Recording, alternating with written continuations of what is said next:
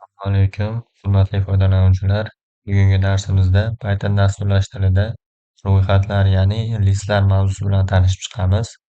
Ro'yxatlarda bu bir nechta qiymatni bitta o'zgaruvchida saqlash imkonini beruvchi eng ko'p ishlatiladigan ma'lumot turlaridan biri hisoblanadi. Bugungi darsimizda mana shu mavzu bilan batafsil tanishib chiqamiz. Ro'yxatlarni tushunishingiz uchun, misol uchun, sizda bitta o'quvchining ismi bor. Ularni alohida o'zgaruvchiga yozish o'rniga barchasini bitta ro'yxatga joylashtirishingiz mumkin. Misol uchun, sizda ism 1, ya'ni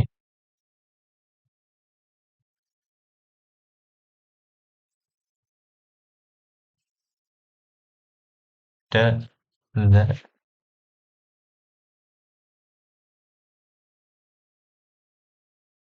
ismlar ro'yxati, ya'ni o'zgaruvchilarga saqlanishi kerak bo'lsa, ism 2, misol uchun,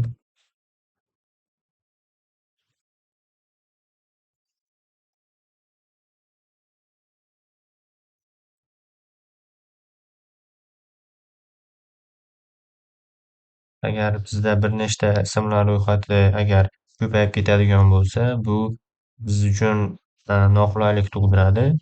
Mana shu vaziyatda biz ro'yxatlardan foydalanamiz. Ulardan qanday foydalanishimizni hozir ko'rsatib o'taman. Bu yerda ismlar degan bitta o'zgaruvchi olinadi.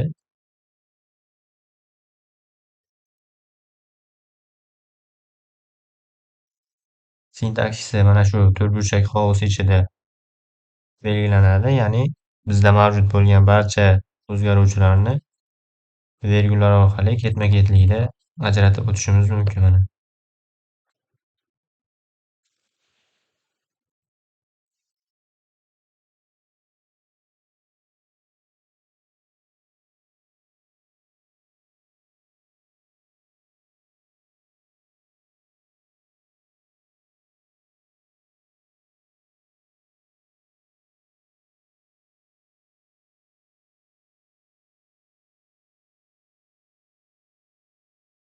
Ro'yxatda belgilanishi mana shu ko'rinishda belgilanadi. Ya'ni biz o'zimizda mavjud bo'lgan barcha o'zgaruvchilarni ismlar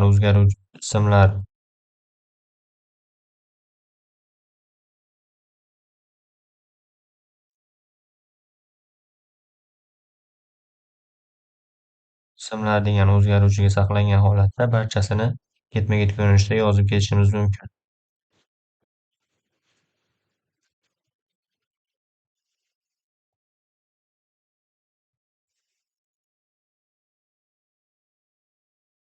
Mana bizga ismlar degan o'zgaruvchidagi barcha ma'lumotlarni ekranga chop etyapti.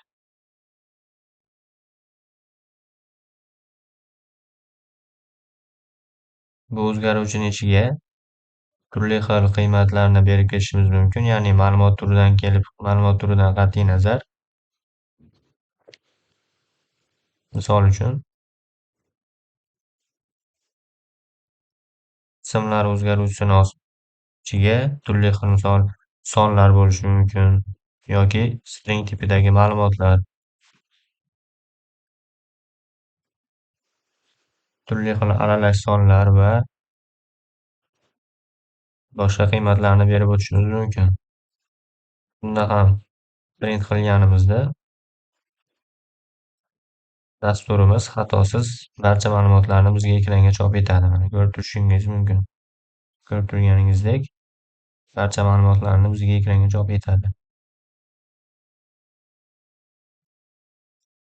Bu yerda ro'yxatdagi barcha elementlar turli xil indekslarga ega, ya'ni bizda har bir kiritgan ma'lumotimiz avtomatik o'zi indekslanadi. Misol uchun,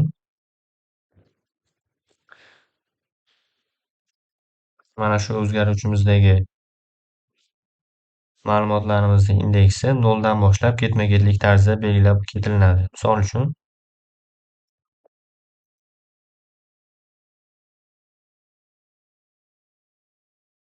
indeks 0 dan boshlanadi. 0, 1, 2 va hokazo ketma-ket har bir kiritgan ma'lumotimiz avtomatik mana shu ketma-ketlikda indekslanadi. Ya'ni biz qaysidir kiritgan ma'lumotimizga murojaat qilmoqchi bo'lsak,